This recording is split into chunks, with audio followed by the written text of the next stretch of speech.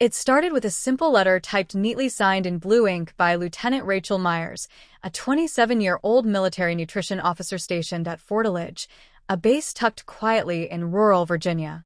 The letter wasn't political. It wasn't even official. It was personal.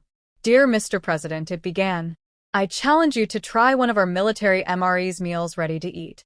Not at a press event, not for the cameras. Just you sitting down with us like one of the troops." Rachel didn't expect a response. She had written it after a long day spent developing nutrition plans for soldiers training in extreme conditions. It had been a week of rain, mud, and exhaustion. And after seeing one soldier joke that the beef stew MRE tasted like betrayal, Rachel had laughed and thought, "I wonder what Trump would say if he tasted this." What she didn't expect was a phone call 3 days later. "This is the White House." A warm voice said, "The president read your letter and has a question. What's for dinner?" The next morning, Fortaleage was buzzing. Secret Service agents arrived, scouting the base. Soldiers whispered excitedly. Nobody could believe it. Trump was really coming. But Rachel stayed focused. She had no idea how he'd react. But one thing was certain. He'd be served the same food her troops ate in the field. No catering, no silverware, no scripts. Just a plain brown Mr. Bag, a heater pack, and a folding chair next to the troops. Rachel stood in the mess tent doorway as Marine trucks rolled past. She straightened her uniform and thought, well, he asked for it. Tomorrow, he'd arrive and nothing would be the same after that. Marine One touched down on a dusty helipad at precisely 1,100 hours. Soldiers lined the perimeter, saluting sharply as former President Donald J. Trump stepped off the aircraft. He wasn't in a suit today. He wore a simple windbreaker, khaki pants, and tan boots. No media circus, just a few aides, Secret Service, and a genuine curiosity in his stride. Lieutenant Rachel Myers stood waiting, hands clasped behind her back. Trump walked up to her with a grin. "You're the brave soul who invited me to lunch," he said. "I like that." Rachel saluted. "Welcome to Fortaleage, sir. Your table is ready, though I use the term loosely." Trump laughed. "I didn't come for tablecloths." As they walked toward the tent, soldiers peeked out from behind walls and vehicles, astonished to see him so casual. Some still weren't sure if this was real. Inside the tent, a folding table sat with 6 brown MRE packs stacked beside a metal canteen. A few young soldiers, handpicked by Rachel, waited awkwardly in their seats. Trump sat beside Private Tony Vasquez, 19, who looked like he might pass out from nerves. Trump patted Tony on the back. "You look like you've seen combat already." That broke the tension. Laughter bubbled through the room. Rachel stepped forward with a grin. "All right, Mr. President, here are your options. Chili with beans, beef stew, or mystery meat surprise. We recommend the stew, if you value your taste buds." Trump raised an eyebrow. "You're not making this easy." Rachel smirked. "Neither is war." The tent fell quiet. Trump nodded slowly. "Fair enough. Let's see what our heroes are eating out there." And just like that, the meal began. Trump ripped open the MRE packet with the same confusion most first-timers had. "This feels like I'm opening a space ration," he joked, peering into the brown plastic pouch. Private Vasquez leaned over. "You got to heat it with a flameless heater, sir. Just add water, then wait and pray." Trump chuckled and followed the instructions as Rachel quietly observed around him. Soldiers snuck glances, amused at the sight of the former commander-in-chief struggling with a heater bag. Finally, steam puffed from the pouch. Trump picked up the warm bag of beef stew and opened it. He sniffed it with mock suspicion. "Smells like effort." A pause. Then he took a bite. The tent went silent. He chewed and chewed. "Then it's like my taste buds went to boot camp." Everyone burst out laughing. Even Rachel cracked a smile. "But seriously," Trump added, swallowing, "I've had 5-star meals that didn't come close to the dedication that went into making this shelf-stable stew. Respect to whoever made this possible in the middle of nowhere." Private Jenkins, sitting across the table, raised his hand. "Sir, we just call it punishment in a pouch." "Punishment or not," Trump said, "you all eat this to stay strong while protecting the country." That makes it gourmet in my book. A hush fell, then claps, then smiles. Rachel glanced around. Something had shifted. This wasn't a publicity stunt. It was a moment, real, honest, and unexpected. As Trump reached for the pound cake dessert, he asked, "So, what's the story behind this stuff? Who decides what you eat?" Rachel cleared her throat. "That's a long answer, sir. And part of why I invited you." Trump nodded. "Then, I'm listening." And the conversation began. Rachel leaned forward. "These meals aren't just calories. They're survival tools designed to last years, endure deserts, jungles, and ice. Each one is engineered by a small team, dietitians, chemists, veterans who test them in labs and in the field." Trump unwrapped a peanut butter cracker. "I never thought about the people behind the packaging." Rachel nodded. "Most don't, but someone has to make sure soldiers stay fueled, without a kitchen in sight, and still feel a little human." Private Vasquez chimed in. "Honestly, when you're freezing and hungry, even this cracker feels like a hug." Trump looked around at the young faces. "How long have you all been in service?" Jenkins raised a brow. 8 months, sir. Just out of boot camp." Trump smiled. 8 months, more than most people ever give. You've earned every bite of this delicious cardboard." That got another laugh. But then Rachel pulled something from her uniform pocket. A faded photo of a woman in a helmet. "My mom," she said softly. "She served in Iraq. MREs were her only meals for months. She used to write letters about how bad they tasted, but also how she'd never forget them." Trump's eyes lingered on the photo. "She's the reason you serve." Rachel nodded. "She passed when I was 14. Cancer, but she always told me, feed the fighters, not the fear." I guess I took that literally. The tent went quiet. Trump placed the photo gently on the table. "She'd be proud, and so am I." And just like that, the laughter gave way to something else. A shared respect that transcended titles, ranks, and uniforms. Trump leaned back, his MRE half-finish. "Rachel, what's the hardest part about your job?" Rachel blinked, caught off guard. "You mean besides feeding hundreds of people who pretend to love the food?" Chuckles rippled through the tent again. "No, really," Trump pressed. "I mean the emotional side. What's heavy on your shoulders?"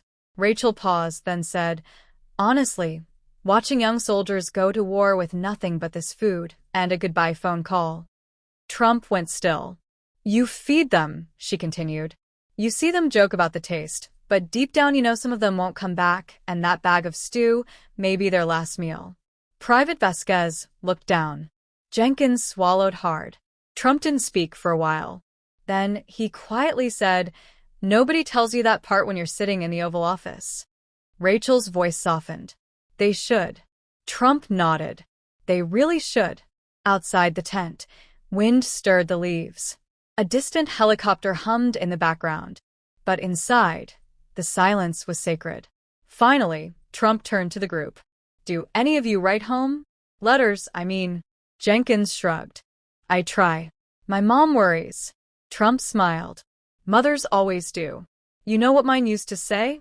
No matter how big the world gets, write like you're in the same room." Rachel gave a small smile. "That's beautiful."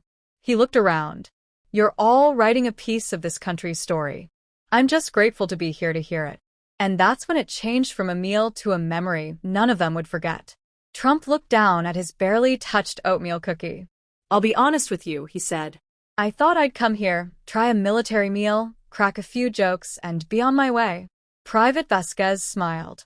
"Sir, that's pretty much what we expected, too." Laughter returned for a moment, but it quickly faded as Trump continued.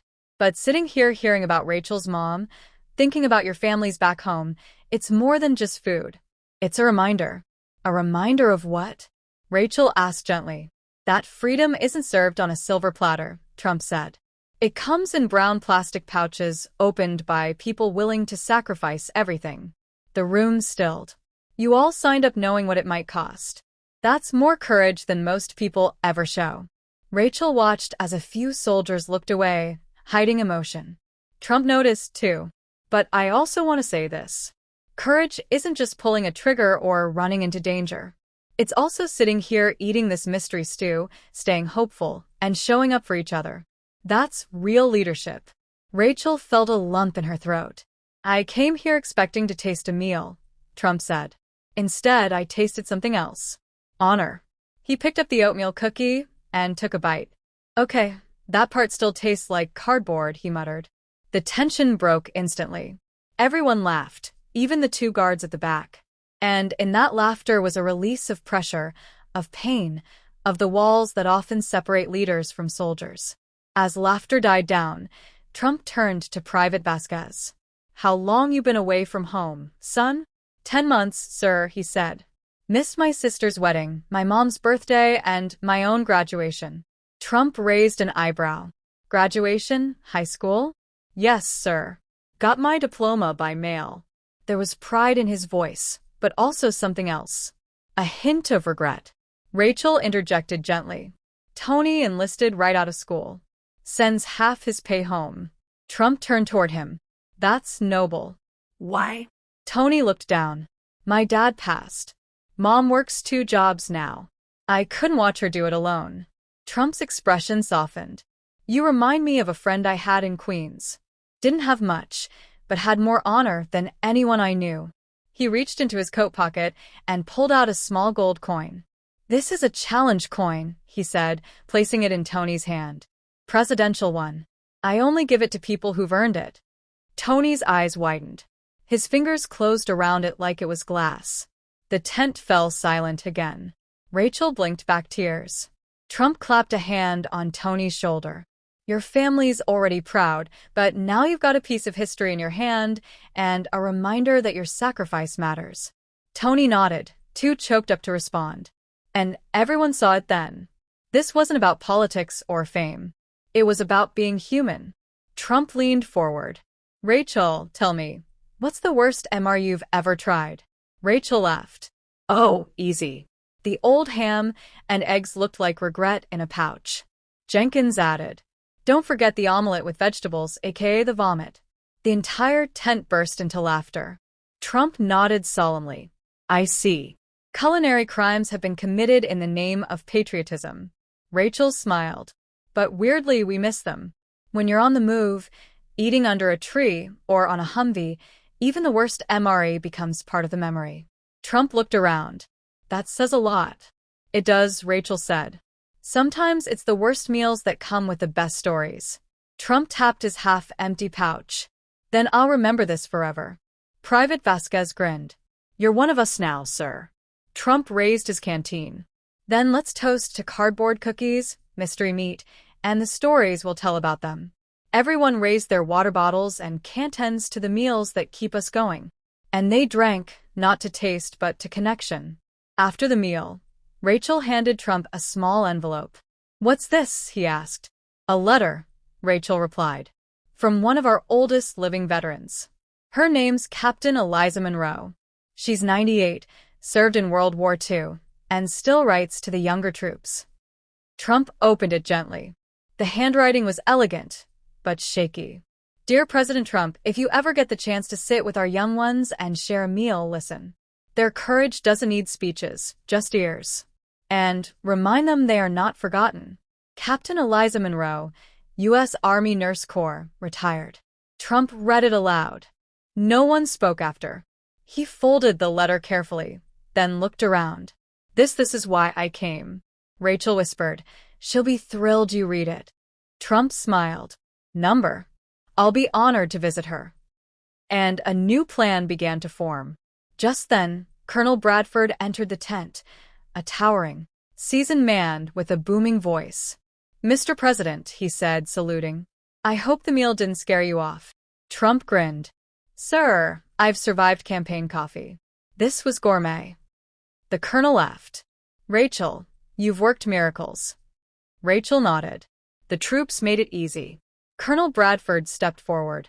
Sir, would you address the troops before you go? They'd be honored. Trump looked around the table. Only if they join me. Confused looks followed. He clarified, I want these men and women standing next to me when I speak, because today I didn't lead, I learned. Rachel smiled. She understood. Outside the tent, Troops gathered near the flagpole. Trump stood beside Rachel Vasquez Jenkins and two other soldiers from the meal. No podium, just gravel and boots. I came here thinking I'd try a military meal and offer a thank you, Trump began. But I was wrong. He glanced at Rachel. I didn't just taste food today. I tasted loyalty, sacrifice, and stories this country should never forget. Murmurs of agreement rippled through the crowd. This isn't about politics. This is about people. He held up the MRE. This bag, it's more than calories. It's character. Cheers broke out. Rachel felt tears sting her eyes. Later that afternoon, Colonel Bradford pulled Rachel aside. "Lieutenant," he said, handing her a sealed folder. "Effective immediately. You're promoted to captain. You've shown leadership not just in logistics, but in heart." Rachel's eyes widened. "Sir, thank you." Trump approached and extended a hand. "Captain Rachel Myers has a nice ring to it." She shook his hand, beaming. "Thank you, sir, for everything." Trump winked. "Now promise me you'll work on that beef stew recipe." Laughter echoed again. Trump prepared to leave. As he walked to Marine One, the troops stood in rows, saluting. He turned back once more. "To Fort Elridge," he called. "Thank you for feeding me more than just food." Then he stepped onto the aircraft and disappeared into the sky. Back in the tent, Vasquez sat quietly, holding the challenge coin. Rachel joined him. "You okay?" He nodded. "I just never thought someone like him would listen." "Really listen." Rachel smiled. "Sometimes the loudest voices come from the quietest moments." The next day, someone posted a clip of Trump eating the MRE, cracking jokes, and reading Captain Monroe's letter. It spread like wildfire. Veterans from every generation commented. Civilians shared it with tears. "He finally gets it," one comment read. At a small retirement home, 98-year-old Eliza Monroe watched the video on a nurse's phone. She wiped a tear and whispered, "He read my words." Her nurse smiled. The whole country is reading them now. Inspired, Trump launched a new program, Honor Meals, a nationwide campaign to share stories behind military rations and recognize food service officers like Rachel. It brought attention to an often overlooked part of service. Troops at Fort Elidge began receiving more letters from school kids, from grandmothers, from strangers. One note read, "Dear soldier, I saw your meal with the president. Thank you for being brave. I hope your stew is warmer than my school lunch." Months later, Trump returned quietly without press. This time, he brought his own brown pouch and shared another meal with Rachel and her team. This time, it wasn't about politics. It was about friendship. At the end of that meal, Trump stood and looked around. "I may never win awards for bravery," he said, "but I had the honor of eating with America's best." Then he took a bite of the infamous vomit and gagged loudly. Everyone burst out laughing. Tears ran down Rachel's face as she laughed too hard to breathe. And in that tent filled with laughter and tears, the story came full circle. Not just of a president eating stew, but of what it means to sit, listen, and truly understand those who serve.